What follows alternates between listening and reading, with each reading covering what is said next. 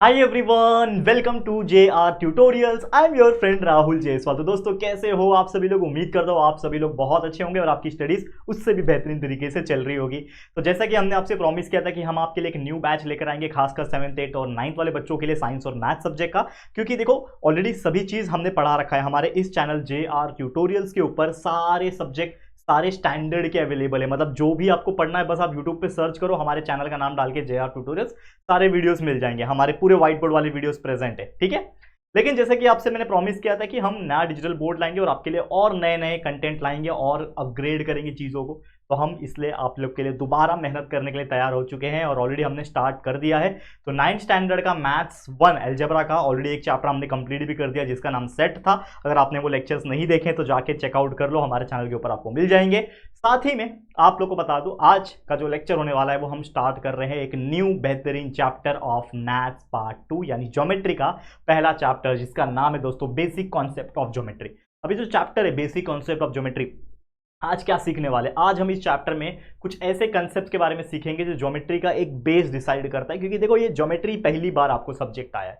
इसके पहले 8th standard में जब आप थे तो आपको अलजेब्रा और ज्योमेट्री अलग अलग सब्जेक्ट नहीं थे, आपको सिर्फ एक मैथमेटिक्स सब्जेक्ट था। लेकिन जैसे आप 9th में आ गए तो आपको अलजेब्रा भी पढ़ना पड़ेगा मैथ्स पार्ट 1 और ज्योमेट्री भी पढ़ना पड़ेगा मैथ्स पार्ट 2, और यही कंटिन्यू करोगे आप 10th स्टैंडर्ड में भी। तो आपको पूरा बेसिक समझ में आना चाहिए। तो आज हम पूरा बेसिक समझाएंगे। आपका पहला लेक्चर नंबर 1 होने वाला है इस चैप्टर का। जनरली 3 से 4 वीडियो हम लगाएंगे, लेक्चर लेंगे और इस चैप्टर को कंप्लीट कर देंगे। तो आज बहुत सारे ऐसे कंसेप्ट कि क्या होता है ज्योमेट्री का बेसिक कंसेप्ट, उसके अंदर कोऑर्डिनेट्स क्या होते हैं, कैसे निकाला जाता है, कोई चीज़ का डिस्टेंस निकालना है तो कैसे निकालेंगे, ये सभी चीज़ हम कैलकुलेट करने वाले हैं। और साथ ही में उसके बेस पे प्रैक्टिस सेट 1.1 है, उसी को भी सॉल्व करने वाले हैं। तो बहुत मजा आने वाला है, तो आप लोग बस बने रहो हमारे साथ। तो चलिए शुरू करते हैं।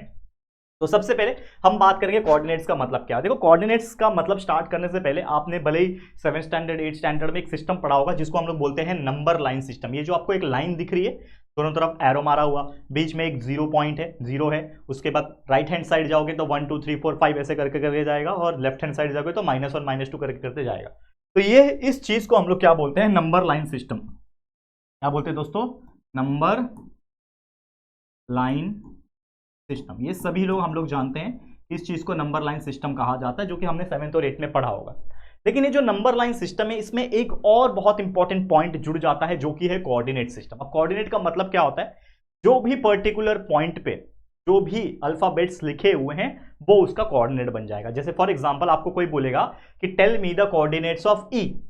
ई जो है लिखा हुआ है, ई जो अल्फाबेट है, इसका कोऑर्डिनेट क्या है? तो ई किस पे आ रहा है? 2 पे आ रहा है। तो the coordinates of E is 2। समझ में आ रहा है? The coordinates of O is 0, the coordinate of C is -1, the coordinate of B is -3, coordinates of A is -4। ठीक है। वैसे अगर मान लो आपको एक एग्जांपल पूछता है कि आपको बोल रहा है कि tell me the coordinates of A and B, tell me the coordinates of A and B, तो आप क्या बोलोगे कि the coordinates of A and B are A का -4 और B का -3 रिस्पेक्टिवली। जो भी है हमने लिख दिया।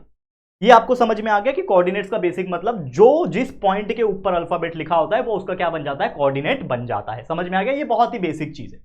अब मान लो इसी कोऑर्डिनेट सिस्टम का, नंबर लाइन सिस्टम का, हमें यूटिलाइज करके आपको पूछेगा कि डिस्टेंस कैलकुलेट करो। तो इसी में छुपा हुआ है डिस्टेंस। क्योंकि अगर मैं आपको बताऊं, ये जो कोऑर्डिनेट सिस्टम है, ये जो नंबर लाइन सिस्टम है, इसमें हर एक का अपना अपना नाम है, ABCDEF जो भी है नाम है, और हर एक का एक नंबर दिया हुआ है। तो मान लो कि आपको यहाँ पे F पॉइंट दिख रहा होगा, तो F पॉइंट से मुझे D पॉइंट पे जाना है, तो यहां से यहां आऊंगा, फिर यहां से यहां आऊंगा। मतलब कहीं ना कहीं F और D के बीच में कुछ तो डिस्टेंस है, कुछ तो लेंथ है। तो अगर उसको कोई कैलकुलेट करना हमें बोलता है कि calculate the distance between D and F, तो आप कैसे करोगे? तो उसके लिए हमारा फॉर्मूला बनता है। फॉर्मूला भी नहीं बनता, एक बेसिक कंसेप्ट बनता है। वो कंसेप्ट है क्या? कि अगर आपको कोई पूछता है डिस्टेंस कैलकुलेट करो, जैसे मान लो कि हमें पूछा था कोऑर्डिनेट्स ऑफ ए बी, तो हमने ए और बी का कोऑर्डिनेट्स लिख दिया, और आपको बोलेगा कि डिस्टेंस ऑफ ए बी निकालो, यानी ए और बी के बीच में कितना दूरी है, कितना डिस्टेंस है, वो निकालो। तो कैसे कैलकुलेट करोगे? तो आपको कुछ नहीं करना है, आपको सिर्फ दो चीज पता होना चाहिए। क्या?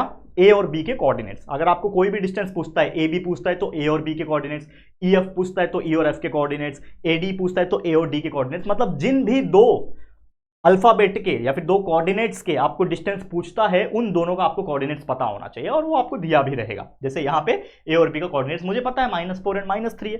तो आपको सबसे पहला स्टेप क्या करना है? अगर आपको पूछा है डिस्टेंस ऑफ ए बी, तो डिस्टेंस ऑफ ए बी आप कैसे लिखोगे? आगे आप लिखोगे डी। डी मतलब डिस्टेंस, ब्रैकेट में ए बी लिख दोगे, क्योंकि आपको ए और बी का डिस्टेंस निकालना है। बीच में आप कॉमा भी यूज कर सकते हो, ए कॉमा बी। तो डिस्टेंस ऑफ ए बी निकालने के लिए सबसे पहले ए और बी का आपको कोऑर्डिनेट्स लिखना होता है। कैसे कोऑर्डिनेट्स लिखोगे? साइड में कहीं पे लिखना होता है कि कोऑर्डिनेट्स ऑफ ए का कोऑर्डिनेट्स कितना है -4, कोऑर्डिनेट्स ऑफ बी का कितना है बच्चा -3, ये लिखना होता है। और फिर दोनों में देखना होता है कौन बड़ा कौन छोटा। ये बहुत इंपॉर्टेंट चीज है, क्योंकि कभी भी हम जब डिस्टेंस निकालते हैं तो डिस्टेंस निकालने के लिए कोई बड़े डिस्टेंस को छोटे डिस्टेंस से माइनस करना होता है, तो हमें पता होना चाहिए कि बड़ा डिस्टेंस कौन सा है। तो मुझे बताओ -4 बड़ा है कि -3 बड़ा है? सभी को पता है कि -3 इज ग्रेटर देन -4, क्योंकि हमें ये कंसेप्ट 7th 8th में ही सिखा दिया गया था और आपको मैंने सिखाया हुआ है कि माइनस जब आता है यानी नेगेटिव नंबर्स जो होता है तो जो छोटा नंबर होता है वो एक्चुअल में बड़ा होता है। तो यहां पे क्या है, यहां पे अगर मैं बात करूं कि एज -3 इज ग्रेटर देन -4, इसका मतलब क्या है? -3 किसका है? -3 किसका कोऑर्डिनेट है? -3 बी का कोऑर्डिनेट है, मतलब बी बड़ा है, इसके लिए b - a होने वाला है। इसका मतलब क्या हो जाएगा? b - a। ठीक है, तो b का कितना है? -3 - a का कितना है? -4, तो ये हो जाएगा -3 + 4 यानी हो जाएगा 1। तो डिस्टेंस ऑफ ए बी यानी हमने निकाल दिया कि ए और बी का जो डिस्टेंस है, जो दूरी है इन दोनों के बीच में, वो है 1। तो इसी प्रकार आप किसी भी चीज का निकाल सकते हो। जैसे यहां पे एग्जांपल के तौर पे दिया हुआ है हमें CD, तो CD का हमें निकाल के दिखाना है। ठीक है, तो CD का निकाल के दिखाते हैं। तो C का कितना है? पहले देखो C का कितना है। C का कोऑर्डिनेट जो है वो है -1, D का कोऑर्डिनेट कितना है? 1। बड़ा कौन सा है? 1 बड़ा कि -1? ऑब्वियसली 1 बड़ा, तो 1 इज ग्रेटर देन -1, तो हम लोग क्या करेंगे? 1 किसका है? D का है, इसका मतलब D - C होगा। करेक्ट, तो D - C होगा, तो D का कितना है? 1 - C का कितना है? -1, तो 1 - -1 कितना हो जाएगा? 1 + 1 हो जाएगा ना, माइनस प्लस 1 + 1 = 2। मतलब जो डिस्टेंस ऑफ CD है यानी C और D के बीच में जो दूरी है, C और D के बीच में ये कितना है? 2 यूनिट्स का दूरी है। यूनिट्स मतलब जो भी सेंटीमीटर मीटर जो भी दिया रहेगा आपको यूनिट लगा देना आगे, तो वो उसका आंसर हो जाएगा। तो इस तरीके से आपको मैंने समझा दिया कि कोऑर्डिनेट का मतलब क्या होता है, कोई भी चीज का डिस्टेंस कैसे निकाला जाता है अगर आपको दिया रहेगा तो। बहुत ईजी है बच्चा, इससे सिंपल वे में मैं आपको समझा नहीं पाऊंगा, लेकिन उम्मीद करता हूं आपको मैंने बहुत बेहतरीन तरीके से समझा दिया और आपको क्लियर भी हो गया होगा। चलिए आगे बढ़ जाते हैं। एक और टॉपिक है, इसको हम समझते हैं, जिसका नाम है बिटवीननेस। अब बिटवीननेस का मतलब क्या होता है? मान लो कि आपको 3 पॉइंट दिए हुए, ठीक है, जैसे एक लाइन दिया हुआ है और वो लाइन पे 3 पॉइंट है PQR, समझ लो, और आपको PQR जो दिया है इसमें बिटवीननेस का कंसेप्ट ये यूज होता है कि आपको पता नहीं है कि कौन सा पॉइंट बीच में है। जैसे फॉर एग्जांपल कि मैंने आपको बताया कि एक लाइन है जिसमें 3 पॉइंट है, 1 2 और 3, और कितने कितने दूरी पे है वो मुझे पता नहीं है फिलहाल में। तो ये हो सकता है PQR ऐसा हो, ये हो सकता है PRQ हो, या फिर ऐसा भी हो सकता है कि यहां पे Q हो, यहां पे P हो, यहां पे R हो। मतलब हो सकता है Q P और R के बीच में आ रहा हो सकता है R P और Q के बीच में आ रहा होगा, हो सकता है P Q और R के बीच में आ रहा होगा, तो कुछ भी हो सकता है। तो वो कैसे पता लगाया जा सकता है, इसका भी बेसिक कंसेप्ट है, वो आप सीख लोगे तो एग्जाम में बहुत काम आएगा, क्योंकि इसके ऊपर डायरेक्ट क्वेश्चन पूछता है कि आपको 3 पॉइंट दे दिए जाएंगे, उसके कुछ तो डिस्टेंस दे दिए जाएंगे और आपको पूछेगा कि बताओ ये तीनों पॉइंट में से कौन सा बीच में आएगा। तो बहुत ईजी होता है, डोंट वरी, मैं आपको सब समझा दूंगा, और अभी तो प्रैक्टिस सेट भी कराना बाकी है, तो टेंशन बिल्कुल मत लेना। तो यहां पे जैसे क्वेश्चन पूछा है which of the point is between the other two, मतलब कौन सा पॉइंट किसके बीच में आएगा वो कैसे पता चलेगा। तो आपको डिस्टेंस दिया रहेगा, डिस्टेंस ऑफ PQ दिया है 5, तो एक एक करके डिस्टेंस लिखो। डिस्टेंस ऑफ PQ दिया है 5, ठीक है। दूसरा डिस्टेंस दिया है डिस्टेंस ऑफ QR 11, एक एक करके लिख दिया। Distance of PR is equal to 6। अब आपको ये देखना है, मान लो इसको आपने नाम दे दिया equation number 1, equation number 2, equation number 3, आपने ये तीनों देख लिया। अब आपको ये तीनों देखने के बाद ये चेक करना है कि सबसे बड़ा कौन सा है, उसको साइड कर दो। सबसे बड़ा कौन सा है? इज इक्वल टू 11, यानी distance of QR is equal to 11 जो है सबसे बड़ा, इसको बाजू में कर दिया। अब आपको जो बचे हुए दो है उसको प्लस करना है। डिस्टेंस ऑफ PQ बचा है और डिस्टेंस ऑफ PR बचा है, इसको प्लस कर दो। ये हो जाएगा कितना? 5 + 6 यानी कि ये हो जाएगा 11। तो आपने नोटिस किया कि जो अकेला हमने निकाल दिया था पहले ही बाहर, जिसका नाम था डिस्टेंस ऑफ QR, क्या नाम था? डिस्टेंस ऑफ QR, ठीक है, इसका जो वैल्यू था वो था 11, और हमने अभी अभी जो प्लस किया distance of PQ plus distance of PR, इसका भी जो वैल्यू आया 11, इसका भी जो वैल्यू आया 11 आया। तो हम लोग क्या बोल सकते हैं? देयरफॉर डिस्टेंस ऑफ QR जो होगा वो इन दोनों के बराबर होगा प्लस के, तो distance of PQ plus distance of PR के बराबर होगा। और उसी के अकॉर्डिंग हम ये बोल सकते हैं कि distance of QR is equal to distance of PQ plus PR है, तो इसका मतलब सबसे बड़ा डिस्टेंस कौन है? QR, तो हम लोग जो एक लाइन बनाएंगे उसमें जो सबसे बड़ा डिस्टेंस जो रहेगा वो क्या रहेगा, Q और R का रहेगा, ठीक है। और बीच में जो पॉइंट आएगा वो ऑटोमेटिकली क्या आ जाएगा, P आ जाएगा। और हमें ये पता है कि डिस्टेंस ऑफ PQ 5 है, डिस्टेंस ऑफ PQ 5 है, तो PQ थोड़ा सा छोटा रखना। PQ मेरा 5 है, PQ मेरा थोड़ा छोटा रखना, मतलब पॉइंट थोड़ा और इधर बना सकते हो, PQ छोटा, और PR जो है वो 6 तो ये थोड़ा बड़ा रहेगा। और ये पूरा जो है टोटल QR जो डिस्टेंस है वो 11 है, तो इससे ये पता चलता है। तो इस तरीके से हमने ये पता लगा दिया, हम लोग क्या बोल सकते हैं, therefore point P is between Q and R, और इसको लिखेंगे कैसे, Q dash P dash R, मतलब लाइन हमारा क्या है, Q dash P dash R, यानी Q और R के बीच में P, इस तरीके से हमें रिप्रेजेंट करना। और ऐसे कई सारे एग्जांपल्स आएंगे जो हम आपको अभी बताएंगे, टेंशन मत लेना।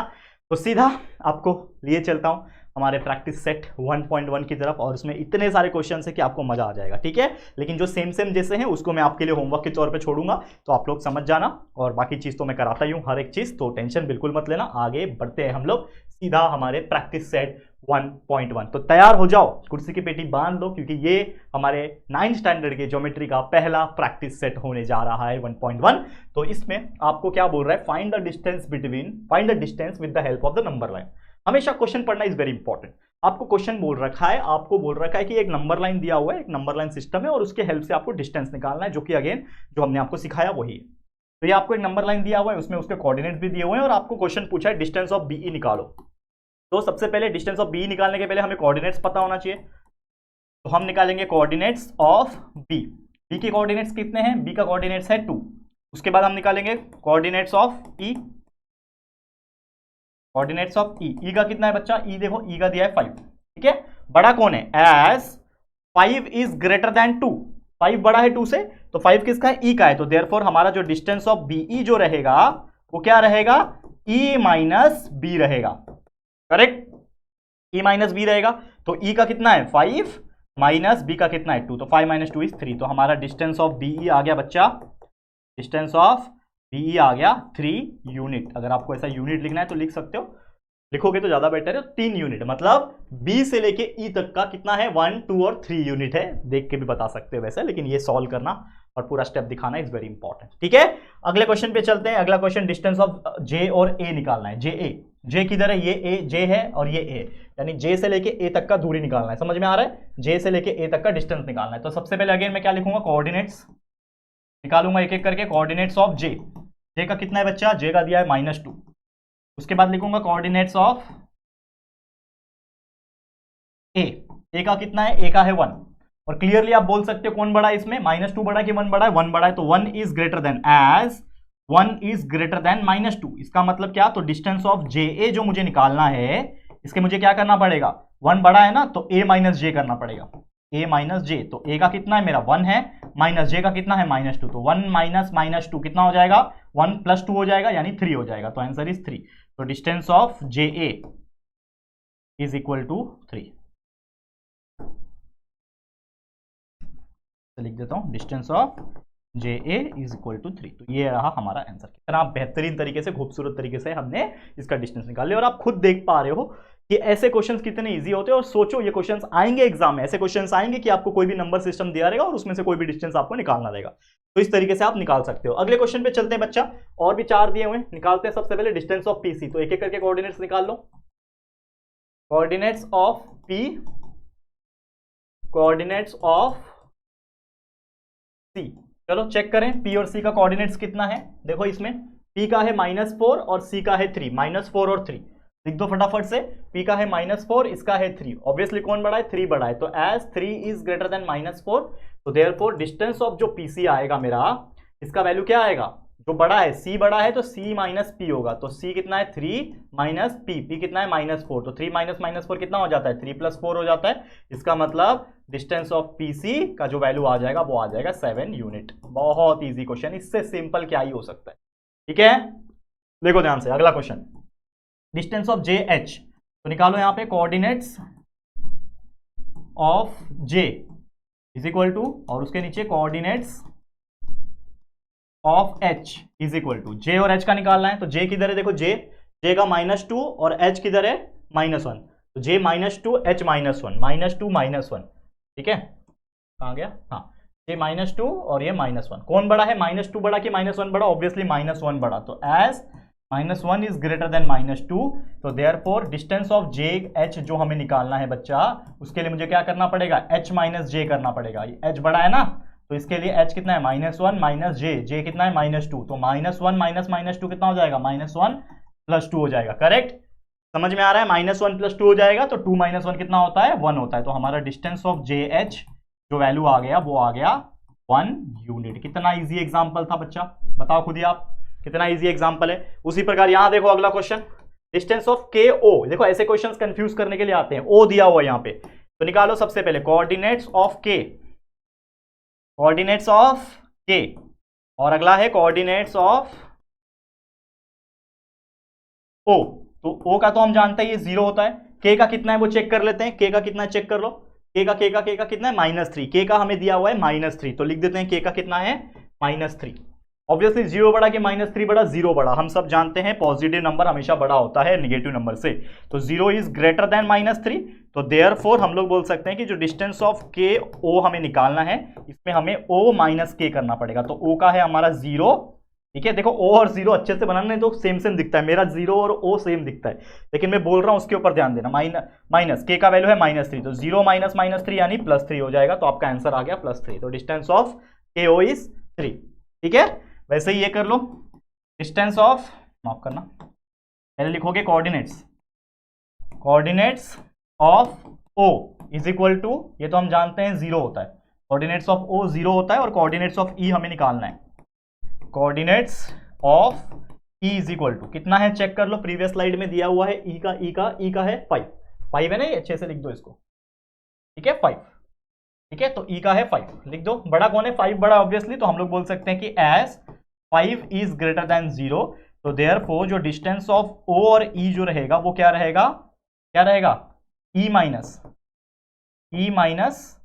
ओ, ठीक है, तो ई का है 5 माइनस ओ का है 0, दैट इज नथिंग बट 5, तो हमारा डिस्टेंस ऑफ ओई आ गया 5, ठीक है, क्लियर करना,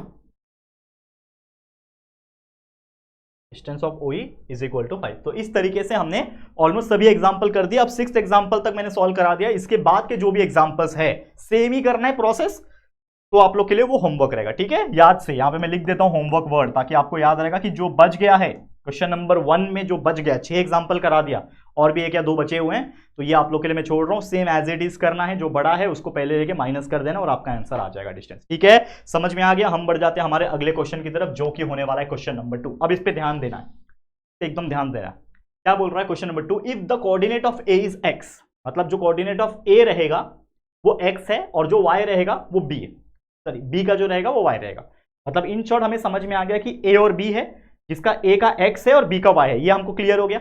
हमें बोल रहा है ए बी निकालो, तो कोई भी चीज ए बी अगर मुझे निकालना है, लेट सपोज मुझे ए बी निकालना है, मतलब मुझे क्या निकालना है, डिस्टेंस ऑफ ए बी निकालना है, in short distance of A B निकालना है, तो मुझे पता होना चाहिए ए बी निकालने के लिए मेरे पास ए और बी के कोऑर्डिनेट होने चाहिए, लेकिन दिया तो एक्स और वाई के कोऑर्डिनेट है, भाई निकालना ए बी है और दिया एक्स और वाई है, लेकिन भाई एक और चीज तो उन्होंने बोल रखा है, क्या बोल रखा है कि भैया ए को एक्स मान लो, बी को वाई मान लो, तो हमें पता है भैया ए जो है वो एक्स है, तो कोऑर्डिनेट जो रहेगा,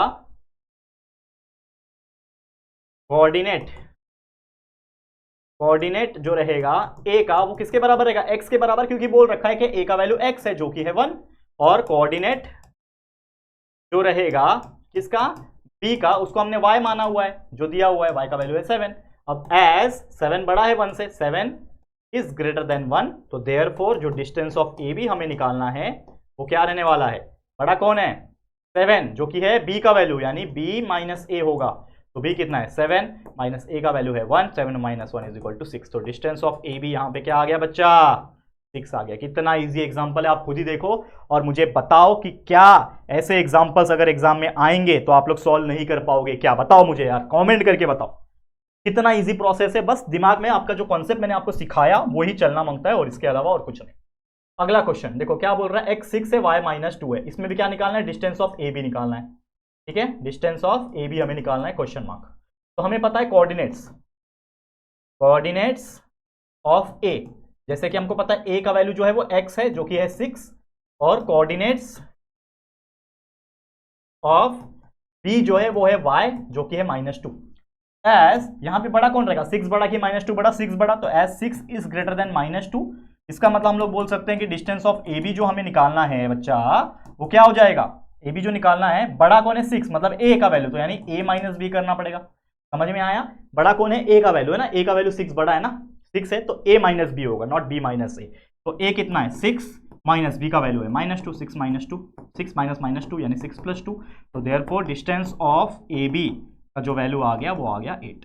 इतना इजी था, बताओ यार। अब मुझे बताओ, इसको देखो और बताओ मुझे कि कितना इजी एग्जांपल है, और क्या ऐसे एग्जांपल्स एग्जाम में पूछेंगे तो आप लोग सॉल्व नहीं कर सकते, बिल्कुल कर सकते हो। ठीक है, चलो नेक्स्ट एग्जांपल क्या बोल रहा है, देखो समझो इसको। Again distance of A B निकालना है मुझे, क्वेश्चन मार्क। कोऑर्डिनेट्स निकालेंगे सबसे पहले, कोऑर्डिनेट्स ऑफ ए जो कि x है, कितना दिया है -3। फिर अगला है कोऑर्डिनेट्स ऑफ b जो कि हमने y माना हुआ है, दिया हुआ है, जो कि है 7। तो एज 7 बड़ा है 3 से, -3 से 7 बड़ा है, तो 7 इज ग्रेटर देन -3, तो हम लोग बोल सकते हैं देयरफॉर डिस्टेंस ऑफ जो ए बी आएगा, डिस्टेंस ऑफ जो ए बी आएगा वो क्या आएगा, 7 बड़ा है मतलब पहले b आएगा, तो b -a करना पड़ेगा, और b का वैल्यू है 7, माइनस करना पड़ेगा a के साथ जो कि है -3, तो इज इक्वल टू 7 माइनस -3, 7 + 3 हो जाएगा, तो that will be equal to 10, यानी डिस्टेंस ऑफ ए बी यहाँ पे जो वैल्यू आ गया वो आ गया 10 यूनिट। यूनिट लिख देना, मैं भूल जा रहा हूँ बार बार, आप लोग अगर यूनिट लिखोगे तो शायद हो सकता है, कुछ एग्जामिनर ऐसे होते हैं जो एक एक पॉइंट निकालते हैं कि इसको मैं मार्क्स कैसे कम दूं, ऐसे भी एग्जामिनर होते हैं, तो प्लीज एक भी गलती मत करना जिससे आपके आधे मार्क्स कटने की भी गुंजाइश हो। तो यूनिट आप लिख सकते हो कि 10 यूनिट भाई इसके अंदर है, इसके अंदर भी यूनिट वगैरह जो है वो प्रॉपर तरीके से लिख देना। नहीं लिखोगे तो भी चलता है, लेकिन लिख दोगे तो कोई प्रॉब्लम नहीं होगा। ठीक है, चलो अगला एग्जाम्पल। चलो क्या बोल रहा है, x इज इक्वल टू -4, तो अगेन हमें निकालना है ए बी निकालना है, डिस्टेंस ऑफ ए बी निकालना है, यहाँ पे भी सेम प्रोसेस करेंगे। कोऑर्डिनेट्स निकालते हैं सबसे पहले, कोऑर्डिनेट्स ऑफ ए जो कि हमारा x का वैल्यू है जो कि है -4, फिर हम निकालेंगे कोऑर्डिनेट्स ऑफ b जो कि हमारा y का ही वैल्यू है जो कि है -5। अब बताओ, एक -4 एक -5 है, बड़ा कौन है, -4 बड़ा कि -5 बड़ा, तो हमें पता है निगेटिव नंबर में जो छोटा है वो बड़ा है, तो हम लोग बोल सकते हैं कि एज -4 इज ग्रेटर देन -5, यहाँ पे -4 और -5 में से बड़ा कौन है, -4 बड़ा है, तो देयरफॉर जो डिस्टेंस ऑफ ए बी यहाँ पे हम जो कैलकुलेट करेंगे वो -4 वाला जो है, यानी a माइनस बी करना पड़ेगा, तो a का कितना है -4 माइनस बी का कितना है -5, तो ये हो जाएगा -4, ये माइनस माइनस मिलके +5, तो -4 + 5 यानी 5 - 4 इज इक्वल टू 1, तो आपका डिस्टेंस ऑफ ए बी आ गया 1। बताओ, इतना सिंपल था। तो ऐसे क्वेश्चन नंबर 2 जो हमने सॉल्व किया, इसके और एक दो एग्जांपल्स है वो मैं आप लोग के लिए छोड़ रहा हूं एज ए होमवर्क, तो इसको जरूर से कोशिश करना, और इतना इजी है कि यार चुटकी बजाते ही आप लोग इसको सॉल्व करके दिखाओगे, है कि नहीं दोस्तों, कमेंट बॉक्स में कमेंट करके बता दो। ठीक है, सिंपल है, आगे बढ़ जाएं, चले अगले क्वेश्चन पे चलते हैं। नेक्स्ट क्वेश्चन क्या है देखते हैं। अगला क्वेश्चन क्या बोल रहा है, find which point is between the other two. आ गया वो वाला क्वेश्चन कि आपको 3 डिस्टेंस दिए रहेंगे और आपको पूछा रहेगा कि भाई कौन सा पॉइंट किसके बीच में आएगा, वो पता लगा, और साथ ही में बोल दिया है कि पॉइंट्स कोलिनियर है कि नहीं। एक मैं कंसेप्ट बता देता हूं स्टार्ट करने से पहले कि कभी भी अगर तीनों लाइन, अगर पॉइंट जो होता है यानी कोई एक सबसे बड़ा डिस्टेंस इज इक्वल टू बाकी 2 डिस्टेंस के बराबर आ जाता है, जो मैंने अभी सॉल्व करके बताया था आपको एग्जांपल, जब आपको एक्सप्लेन कर रहा था कि कैसे बीच में आता है, तो पॉइंट कोलिनियर है। लेकिन अगर ऐसा होता है कि जो बड़ा डिस्टेंस है इज इक्वल टू जो बाकी 2 डिस्टेंस है उसको प्लस करके इक्वल नहीं आ रहा है, फिर भी इक्वल नहीं आ रहा है, तो मतलब कोलिनियर नहीं है। कोलिनियर मतलब क्या होता है, एक लाइन में आना, भाई इक्वल ही नहीं आएगा तो मतलब एक लाइन में नहीं आ रहा है, सीधी बात है। ठीक है, तो चलो इसको सॉल्व करेंगे। पहला क्वेश्चन दिया distance of P are, distance of P Q और डिस्टेंस ऑफ क्यू आर। जैसे मैंने आपको बताया, कभी भी ऐसा क्वेश्चन आया, करना क्या है, तीनों को एक साथ लिख दो डिस्टेंस को, तो डिस्टेंस ऑफ पी आर 7 है, डिस्टेंस ऑफ पी क्यू 10 है, डिस्टेंस ऑफ क्यू आर 3 है। फिर हमें चेक करना होता है कि इन तीनों में, आप चाहिए तो इक्वेशन नंबर नाम दे सकते हो, equation number 1, equation number 2, equation number 3। ठीक है, अब ये तीनों में से सबसे बड़ा कौन है उसको साइड हटा दो। ठीक है, इक्वेशन नंबर 2 सबसे बड़ा है, मतलब distance of P Q is equal to 10 सबसे बड़ा दिख रहा है, 10 नंबर सबसे बड़ा है, इसके लिए मैंने बाजू में रख दिया। बचे हुए दोनों को प्लस कर दो, तो क्या बच रहा है, डिस्टेंस ऑफ, ठीक है, ऐसा लिख सकते हो टेक, या फिर आप एक वर्ड अगर लिखना चाहते हो और अच्छी तरीके से तो आप ऐसे भी लिख सकते हो, adding adding equation number 1 and 3। आप क्या कर रहे हो, ये इक्वेशन 1 को और 3 को प्लस कर रहे हो ना, बचे हुए दो को, क्योंकि ये बीच वाला जो है सबसे बड़ा, इसको तो आपने बाजू कर दिया, तो पहला और तीसरा जो बच गया इक्वेशन, इन दोनों को प्लस करना है, यानी डिस्टेंस ऑफ पी आर को आपको प्लस करना है डिस्टेंस ऑफ क्यू आर के साथ। तो आपका आ जाएगा पी आर का वैल्यू है 7 प्लस क्यू आर का वैल्यू है 3, तो ये हो जाएगा इज इक्वल टू 10। ठीक है, तो क्या आ गया आपका वैल्यू, क्या आ गया आपका वैल्यू 10 आ गया। तो मतलब इससे आपको एक चीज क्या पता चला कि distance of P R plus Q R is equal to 10 आ रहा है। ठीक है, ये हो गया। अब एक चीज क्या पता चल रहा है, अगर आप देखोगे, अगर आप ध्यान से देखोगे, from equation number 2, equation number 2 जो है वो है आपका distance of P Q is equal to 10 आ रहा है, and here distance of P R plus distance of Q R ये भी आ रहा है इज इक्वल टू 10।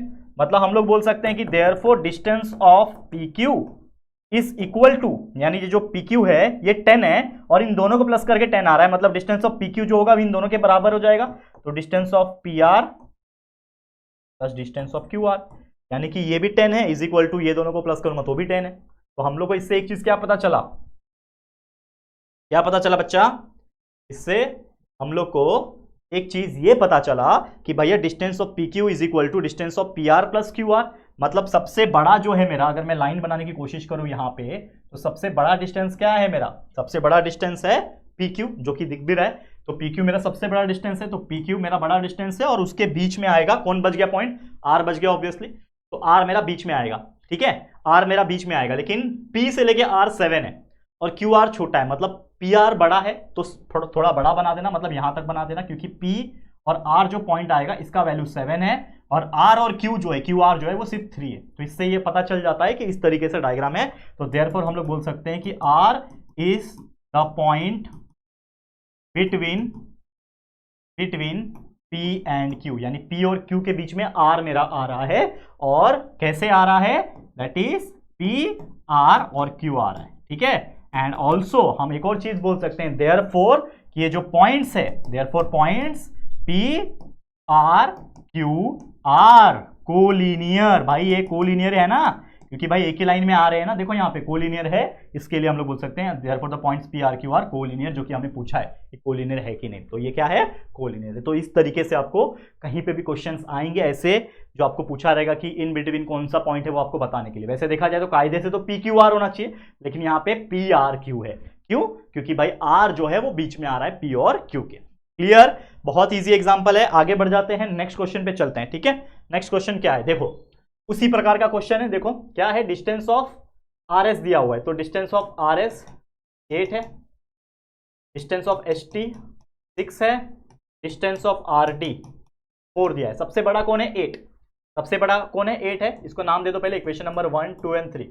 सबसे बड़ा कौन है, 8 है, इसको बाजू करो, बचे हुए 2 को प्लस कर दो। तो हम लोग लिखेंगे एडिंग इक्वेशन, किसको किसको, नीचे के 2, 2 एंड 3, 2 एंड 3 को प्लस करना है, इक्वेशन नंबर 2 एंड 3 को प्लस करना है। तो 2 का डिस्टेंस एस टी है plus distance of R T है। ठीक है, इक्वेशन 2 और 3 को प्लस कर रहा हूं, क्योंकि ऑलरेडी 8 जो है वो बड़ा था, इसको पहले हटा दिया मैंने। तो 2 बचे हुए 2 को प्लस किया, एस टी और आर टी को, तो ये कितना हो जाएगा, 6 + 4 = 10 आ जाएगा।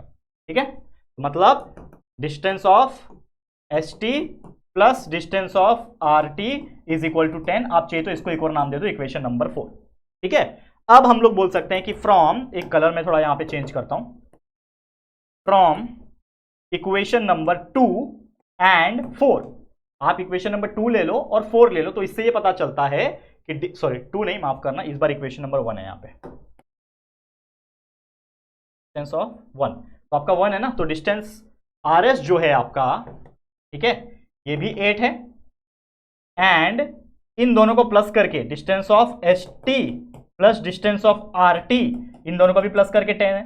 तो देयरफॉर हम लोग बोल सकते हैं कि डिस्टेंस ऑफ आर एस जो होगा वो हो जाएगा distance of S T plus distance of R T, है कि नहीं, हो जाएगा कि नहीं हो जाएगा। अरे यार ध्यान से देखो, ये डिस्टेंस ऑफ आर एस 8 है, distance of S T plus R T 10 है, तो हम लोग बोल सकते हैं कि आर एस का जो वैल्यू है और ये S T plus R T का जो वैल्यू है वो सेम नहीं है, इक्वल नहीं है। तो ये इक्वल के ऊपर ऐसा एक लाइन खींच दो, बन जाएगा नॉट इक्वल। तो जब नॉट इक्वल है तो हम यहां पे क्या बोल सकते हैं बच्चा, जब ये नॉट इक्वल है तो हम ये बोल सकते हैं देयरफॉर जब ऐसा होता है कि भैया ये जो बड़ा वाला वैल्यू है, ठीक है, जो बड़ा वाला वैल्यू है वो किसी भी एक वैल्यू के इसमें आ ही नहीं रहा है। समझ में आ रहा है कि नहीं आ रहा है, क्या बताने की कोशिश कर रहा हूं कि जो बड़ा वाला वैल्यू है उसको हटा दो तो बचे हुए दो वैल्यू पहले वाले वैल्यू के बराबर नहीं आ रहा है, तो हम लोग बोल सकते हैं देयरफॉर द पॉइंट्स जो दिए हुए हैं आपको, that is nothing but PQR बोल लो, सॉरी RST बोल लो, जो भी बोलना है, the points are not collinear.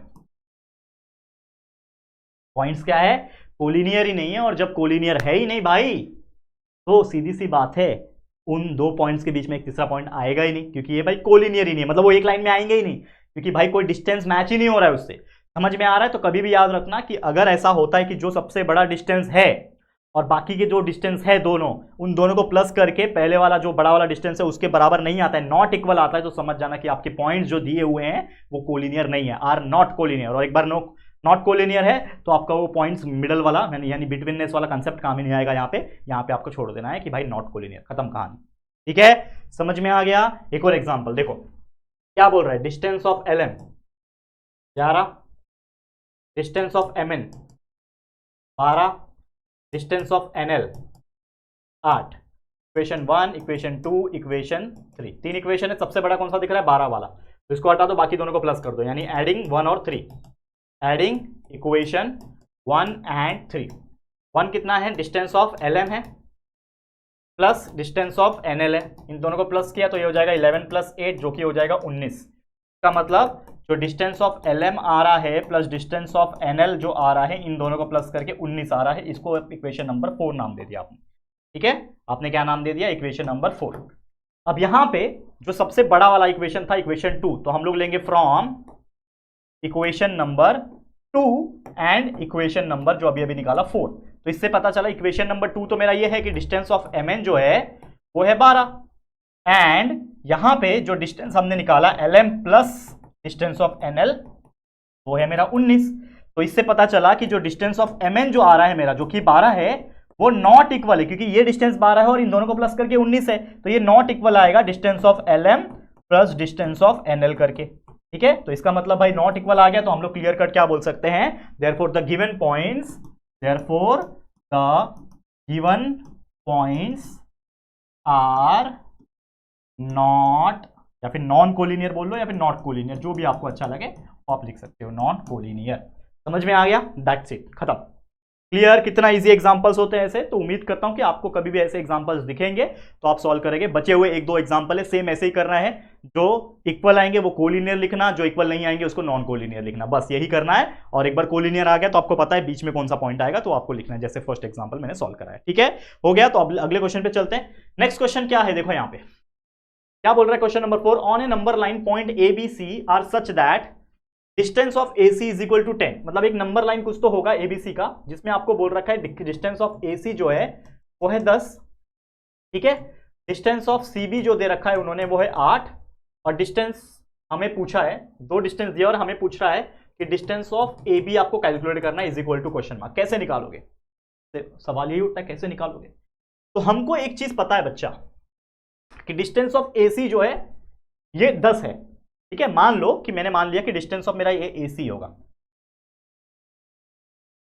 क्या होगा, डिस्टेंस ऑफ AC। तो हम लोग कंसीडर करते हैं कि डिस्टेंस मेरा AC सबसे बड़ा होगा और उसके बीच में मेरा कहीं पे आएगा B पॉइंट। तो हम लोग सबसे पहला, इसमें बहुत सारे कंसेप्ट आएंगे, मतलब बहुत सारे केस आएंगे, केस नंबर 1, केस नंबर 2, एक केस ये आएगा जिसमें B बीच में है, एक केस आएगा जिसमें A बीच में है, एक केस आएगा जिसमें C बीच में, मतलब तीनों को एक एक बार बीच में लेके आपको सॉल्व करना है, मतलब 3 बार सॉल्व करना पड़ेगा। मैं एक बार करके दिखाऊंगा, बाकी 2 बार आपके लिए होमवर्क दूंगा। तो सबसे पहले हम लोग लिखेंगे यहाँ पे केस नंबर 1। तो क्या लिखेंगे, केस नंबर 1, जिसमें B is between A and C। हमने केस नंबर 1 लिया कि जो B मेरा पॉइंट है वो A और C के बीच में है, तो उसके अकॉर्डिंग AC मेरा 10 है, तो AC सबसे बड़ा हो गया 10। उसके बाद C भी 8 है, तो C से लेके B जो है 8 है डिस्टेंस। ठीक है, हमें A भी निकालना है।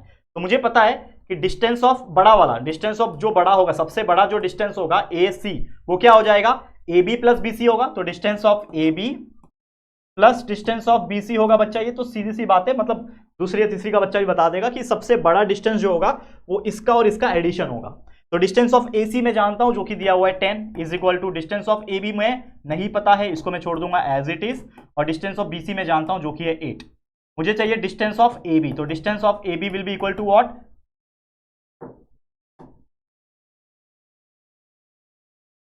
प्लस आएगा, ठीक है। तो डिस्टेंस ऑफ AB मुझे चाहिए, AB मुझे चाहिए तो 8 को 10 के पास भेजना पड़ेगा, तो ये हो जाएगा 10 माइनस 8, तो देयरफॉर डिस्टेंस ऑफ AB यहां पे जो आ रहा है वो आ रहा है 2। तो हमने निकाल दिया आंसर कि डिस्टेंस ऑफ AB जो आएगा वो 2 आएगा। लेकिन ये पहला केस में आया बच्चा, ये मेरा फर्स्ट कंडीशन आया। ऐसे ही और कंडीशंस हमें लगाने पड़ेंगे। केस नंबर 2, केस नंबर 2 क्या लगाओगे आप? केस नंबर 2 ये लगाओगे कि आपने पहले क्या लिया कि B is between A and C। अब आप ले लो A is between B and C। अब आप ले लो A, ठीक है, ये A जो पॉइंट है वो B और C के बीच में, तो आप ले लो A is between B and C। वैसे ही एक और कंडीशन यहां पे आएगा, केस 3, जिसमें आप क्या लोगे कि भैया एक बार आपने B लिया, एक बार A लिया और एक बार आपने C लेना है बीच में, बिटवीन A और B। C is between A and B, ठीक है। सॉल्व करो पहले ऊपर वाले को। यहां पे कैसे सॉल्व होगा ध्यान देना, इसको सॉल्व कैसे करोगे? एक सेकंड बच्चा, वो थोड़ा सा बैक हो गया, कोई बात नहीं, जाएंगे हमारे होम में, ठीक है। चलो कोई बात नहीं, हो जाता है। अब देखो ध्यान से देखना, यहां पे क्या हो रहा है, सॉरी यहां पे case number 2, A is between B and C। हमें पता है AC का वैल्यू 10 है, AC का वैल्यू जो है हमारे पास वो कितना है बच्चा? AC का वैल्यू 10 है, बाकी CB का वैल्यू 8 है, तो C और B बड़े वाले का 8 वैल्यू है, ठीक है। तो हमें पता है सबसे बड़ा डिस्टेंस यहाँ पे डिस्टेंस ऑफ BC है, तो डिस्टेंस ऑफ BC के लिए मुझे क्या चाहिए? इसका प्लस इसका, यानी डिस्टेंस ऑफ BA या फिर AB plus distance of AC, ठीक है ना। मुझे डिस्टेंस ऑफ BC पता है क्या? देखो BC पता है, CB BC एक ही बात होती है, CB बोल लो BC बोल लो, बात एक ही है, 8 दिया हुआ है इसका। डिस्टेंस ऑफ AB पता है क्या? नहीं, AB तो निकालना ही है, तो डिस्टेंस ऑफ AB बोल लो BA बोल लो, बात एक ही है, ये निकालना है। और डिस्टेंस ऑफ AC हमें पता है जो कि है 10, तो मुझे चाहिए distance of AB, that will be equal to what? 10 उधर जाएगा तो 8 माइनस 10 हो जाएगा, तो डिस्टेंस जो हो जाएगा, सॉरी 10 माइनस 8 हो जाएगा, तो distance will not be negative, तो डिस्टेंस ऑफ AB यहां पे आएगा 2, ठीक है। डिस्टेंस ऑफ AB यहां पे कितना आ रहा है? 2 आ रहा है। तो मेरा जो डिस्टेंस ऑफ AB यहां पे जो आ रहा है वो कितना आ रहा है? 2 आ रहा है, इस पे ध्यान दो, ठीक है। डिस्टेंस ऑफ 2, कुछ गड़बड़ किया गया मैंने? Distance of BC is equal to AB, ठीक है। एक मिनट हम क्रॉस चेक कर लेते। Distance of AB is equal to AC plus distance of BC।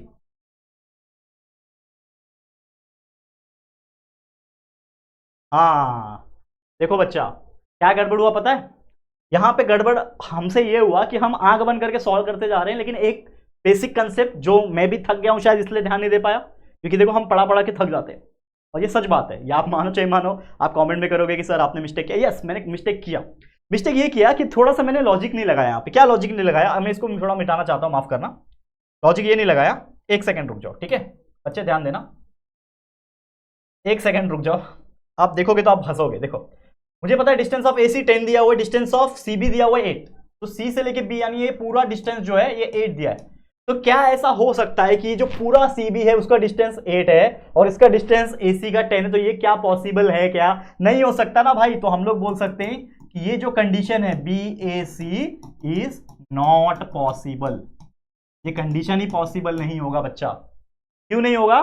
क्योंकि भैया कोई सबसे बड़ा वैल्यू जो है वो 8 दिया हुआ है और उसके अंदर एक छोटा वैल्यू है जो 10 है, तो भाई वो तो बड़ा नहीं हो सकता ना उससे। तो ये कंडीशन रॉन्ग है, मतलब ये स्टेटमेंट ही रॉन्ग है। तो BAC यानी A B और C के बीच में आए ऐसा फॉर्मेशन होना, ऐसा बनना नामुमकिन है। तो ये तीसरा केस 3 ये कर सकते हैं हम लोग। तो केस 3 क्या बोलता है? C is between A and B। तो इसमें AC 10 है मेरा, तो इसमें लिख सकते हैं हम लोग AC का वैल्यू 10 है, CB का वैल्यू 8 है, हमें निकालना है टोटल AB का वैल्यू। तो डिस्टेंस ऑफ AB यहां पे क्या होगा? AC प्लस CB होगा।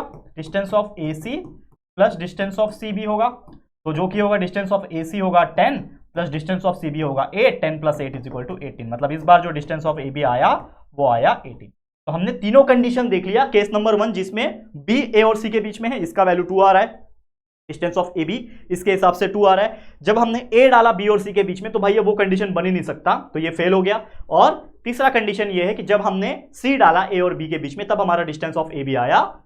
तो इसी प्रकार से ऐसे और भी क्वेश्चंस आ सकते हैं जो आपको दिए रहेंगे, अलग अलग केसेस। आपको पता है कि कब कौन सा केस लगाना है और तीनों का तीनों केस आपको डाल के सॉल्व करना है। इस प्रकार से आपको आंसर आ जाएगा। ठीक है, क्लियर, ओके। अब अगला एग्जांपल देखो क्या बोल रहा है question number 5, points X Y Z are collinear.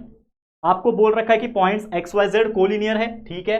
Distance of कुछ वैल्यू जो है एक्स वाई दिया हुआ है 17, डिस्टेंस ऑफ वाई जेड आपको दिया हुआ है 8, और आपको बोल रहा है कि distance of X Z calculate करो is equal to question mark. तो एक चीज है कि हमें क्वेश्चन में ही बोल रखा है कि the X Y Z points X Y Z are collinear. ये हमें पहले से ही क्वेश्चन में बोल रखा है। और हमें एक चीज पता है कि भैया जब पॉइंट्स कोलिनियर होते हैं तो जो सबसे बड़ा डिस्टेंस जो होता है वो इज इक्वल टू बाकी के दो के डिस्टेंस के एडिशन में होता है, ये हमें पता है। तो सबसे बड़ा डिस्टेंस अभी फॉर एग्जांपल मुझे पता नहीं है, लेकिन हम मान के चलते हैं कि हमारा हम मान के चलते हैं कि मेरा जो y है वो बीच में आता है, ठीक है। y is in between x and z। तो हमने ये क्या मान लिया, केस 1। यहां पे भी अलग अलग केस आएंगे बच्चा, ठीक है। तो मैं आपको एक ही केस बताऊंगा, नहीं तो बार बार आपको थकान महसूस होगा, कोई बात नहीं, बाकी का केस आप लोग के लिए। लेकिन ये केस नंबर 1, केस नंबर 1 क्या है कि y और x और z के बीच में है, यानी x y और z, ठीक है।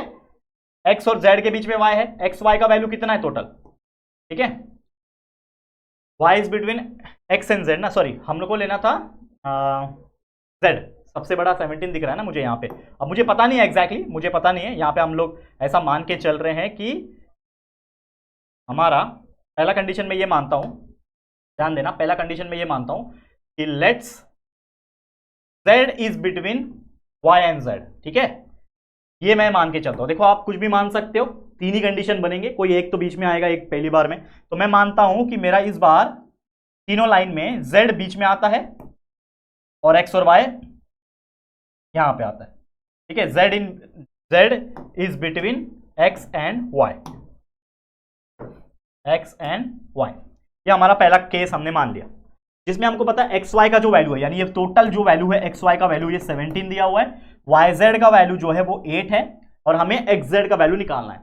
तो हमें पता है अकॉर्डिंग टू आवर डेफिनेशन और रूल जो भी हमें पता है उसके अकॉर्डिंग हम एक चीज जानते हैं कि जो टोटल डिस्टेंस होगा, डिस्टेंस ऑफ एक्स वाई जो होगा वो एक्स जेड और जेड वाई के बराबर होगा, distance of X Z plus distance of Z Y के बराबर होगा। बिकॉज हमें पता है कि जो पॉइंट्स है वो कोलिनियर होगा, और कोलिनियर के हिसाब से क्या होता है कि भैया जो सबसे बड़ा डिस्टेंस जो होता है वो बाकी दो के बराबर होता है, ये हम लोग को पता है। और पिछले एग्जांपल में भी हमने ऐसे ही किया था, बराबर, जो पिछला एग्जांपल है उसमें भी हमने वैसे ही किया।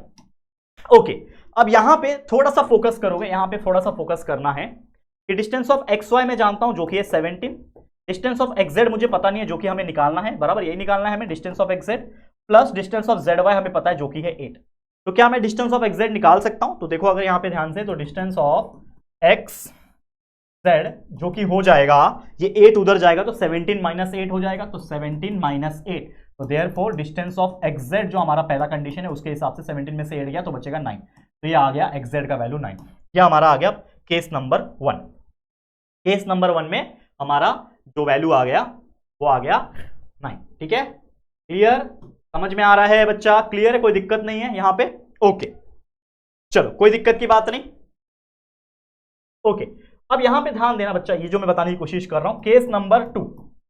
केस नंबर 2 में हम क्या लेते हैं, सबसे बड़ा वैल्यू जो लेते हैं एक्स जेड लेते हैं। मान लो सबसे बड़ा जो वैल्यू लेते हैं वो एक्स जेड लेते हैं, तो हम लोग का y is between x and z, और उसके अकॉर्डिंग क्या आ जाएगा, y बीच में और x और z यहां पे, ठीक है। तो एक्स वाई का वैल्यू है 17, वाई जेड का वैल्यू है 8, ठीक है। तो हमें निकालना है एक्स जेड का वैल्यू, तो therefore distance of X Z जो हो जाएगा वो क्या आ जाएगा, एक्स जेड क्या हो जाएगा, that is distance of X Y plus distance of Y Z, ठीक है ना, एक्स वाई और वाई जेड का एडिशन हो जाएगा। तो therefore distance of X Z is equal to X Y का है 17 प्लस वाई जेड का है 8, 17 प्लस 8 होता है 25, ठीक है 25 हो जाएगा। तो ये आ गया आपका answer, distance of X Z. तो ये दूसरा कंडीशन आया। वैसे तीसरा कंडीशन आप लोग को मैं दे रहा हूं कि क्या आता है उससे, और आएगा कि नहीं आएगा वो भी पॉसिबल है कि नहीं वो भी चेक करना है। तो इस तरीके से आपको अलग अलग केस डालना है और आपके अलग अलग आंसर आप निकाल सकते हो। डिस्टेंस ऑफ एक्सजेड एक बार 9 आया, डिस्टेंस ऑफ एक्सजेड आपका एक बार 25 आया। ठीक है, क्लियर। हम चलते हैं हमारे अगले क्वेश्चन की तरफ, जो कि है क्वेश्चन नंबर 6, जो कि आपको देख मिल रहा है यहाँ पे, स्केच प्रॉपर फिगर। आपको फिगर बनाना है और जो क्वेश्चन पूछा उसको आपको सॉल्व करना है। ठीक है, चलो एबीसी यहाँ पे दिया हुआ है, मतलब आपका ये लाइन जो है वो एबीसी है, ये ए, ये बी और सी, ऐसा देखो दे रखा है ना, एबीसी, एबीसी लाइन में है। एसी का जो वैल्यू है, ये टोटल वैल्यू जो है एसी का वो है 11, ठीक है बोल रखा है। बीसी का जो वैल्यू है वो है 6.5, ये भी बोल रखा है। हमें ए बी निकालना है, तो डिस्टेंस ऑफ ए बी निकालना है। अब मुझे पता है कि एबीसी लाइन में है, मतलब पॉइंट तो कोलिनियर ही होंगे, तो हम लोग बोल सकते हैं देयरफॉर डिस्टेंस ऑफ जो बड़ा वाला है एसी वो होगा distance of A B plus distance of BC. ठीक है ना, ये हमने डायग्राम में ड्रॉ कर लिया, आप लोग स्केल से करना प्रॉपर। ठीक है, तो डिस्टेंस ऑफ एसी मुझे पता नहीं है, वही निकालना है क्या, नहीं एसी पता है 11 है, टोटल एसी पता है ना, डिस्टेंस 11 है। डिस्टेंस ऑफ ए बी मुझे निकालना है, तो distance of A B as it is रहेगा वहां पे, प्लस डिस्टेंस ऑफ बीसी मुझे पता है यहाँ पे 6.5। तो therefore distance of A B का जो वैल्यू है वो वहां पे निकल जाएगा, दैट इज 11 माइनस 6.5। तो आपका आंसर आ जाएगा, ना हो जाएगा बच्चा, ये बचेगा यहाँ से 3.5 और एक 4.5 बचेगा 4.5।